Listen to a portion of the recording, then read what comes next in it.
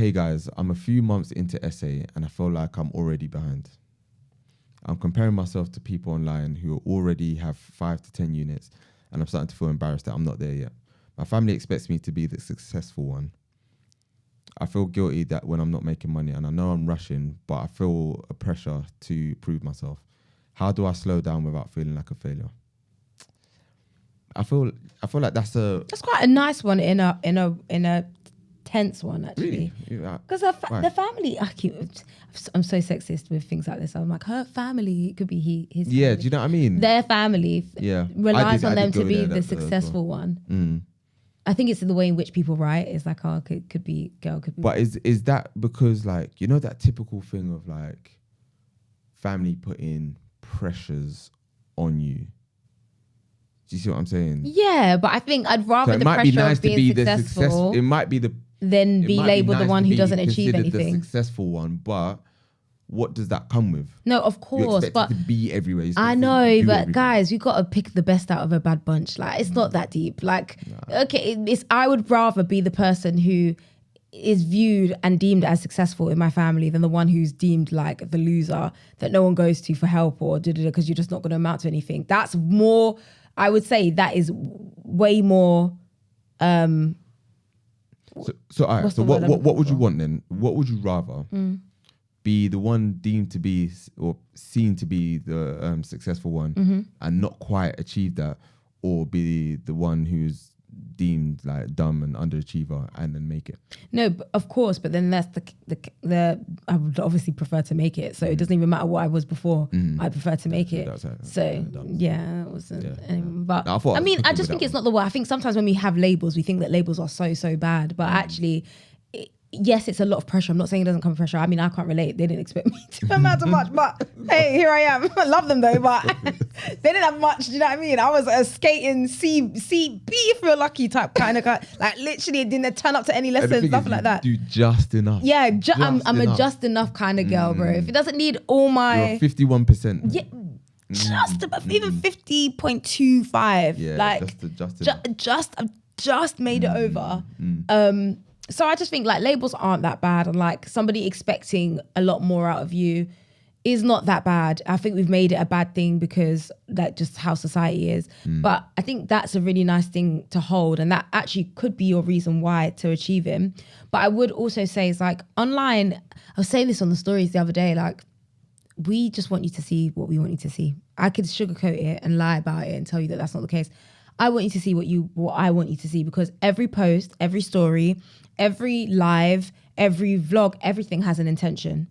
Even if you're not like a business on Instagram, even think about your own personal page. What do you show people and why do you show them it? Yeah. Every post has an intention. Whether it's that you've been on a family holiday and you want to relive those memories, whether it is you want to show your ex-partner that you're the ish now. There's a reason. What they missed out on, What they missed out on. Yeah. You know, you want to show like dramatic weight loss, whatever it is, like there's a reason, there's an intention behind every post. And like, we can't sit there and ignore it. And I think people are getting to a stage with social media where they prefer naivety and not being aware that every single post you come across has an intention. Yeah. Every single post. Like you might not know what the intention is, but the person posting it definitely does. So I would just be mindful of that in terms of your comparison. It's like, yes, this person could be, I mean, we've worked with somebody who bloody has 10 properties and none of them are profiting. Zero. They don't have a chance to profit either. Like they literally just scaled up because it looked good. And I'm not even joking. Like I could talk about this story over and over and over again, and that person knows who they are, by the way. Yeah. This is always beefing. Yes, that person knows who they are. I'm beefing them too, but it's like, for me, they're even outside. It's true. But yeah, like they are not profiting on any of their properties. Didn't even get the calculations, didn't even know what they were doing. They were just sourcing properties, buying source properties, negotiating properties, and then taking on properties, thinking that the numbers of properties were more valuable than actually what you're profiting from the business. And so don't compare what you see online. Even us, as like however many properties that we say, of course, we are genuine in what we share, but it doesn't mean that you should compare, because there are things that we don't show. Like we've had a really tough week. The week has passed. You're not going to see what that looks like. The week is done now. So, you know, in moments where you're seeking to relate. Or you'll see it, but you'll see it from a perspective of like... a watered down. We might have had a breakdown and like, oh, I can't believe that this happened and that happened. But we might showcase that week, and in a way that maybe it's a teachable moment. Yeah, exactly. Or there's positivity to. Yeah. That's once we've got ourselves cried. back together. Do you know what I mean? Cried, Again, that's what. Yeah, Exactly. So I feel like, it's good. I think some pressures are actually really good, and I think we've gotten to a place in society where it's kind of weak. I know. It's kind of everything's tender. Like, you shouldn't put too much pressure on yourself because it's not good. Like, you don't want to hurt yourself. Like, you don't want your health to decline and And it's like, so if you don't put pressure on yourself, what will drive you?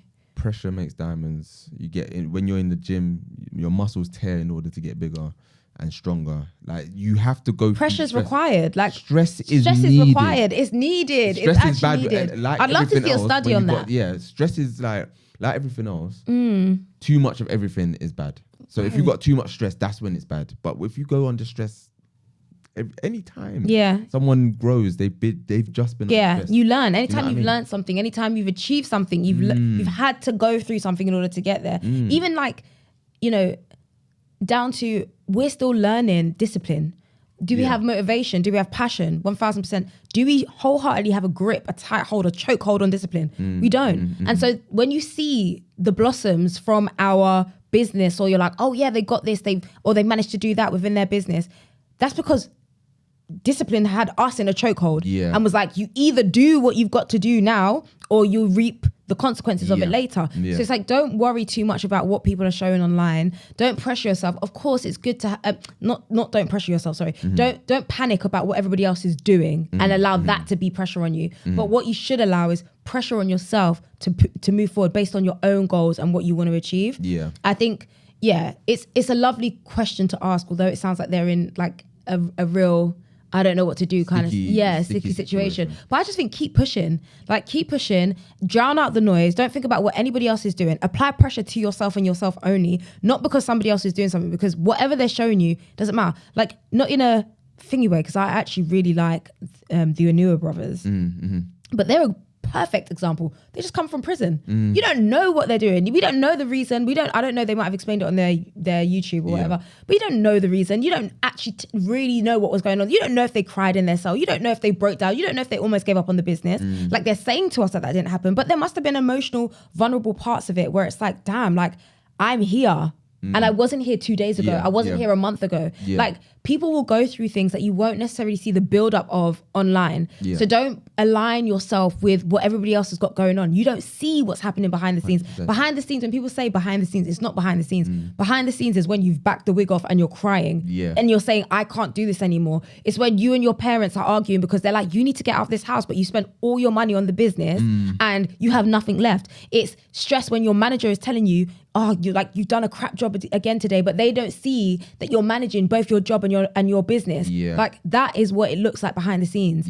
So try not to apply too much pressure on yourself from what everybody else is doing, but focus on your goals and use that as pressure. Try to always be like, a part of my prayer is always thanking God for allowing us to be better than we were yesterday. Because that is my worst nightmare, to be the same as I was yesterday, to not develop, to not see something new or see something different. Sorry, I could waffle on about this. 100%. 100%. Because I feel like we're even going to go a little bit deeper.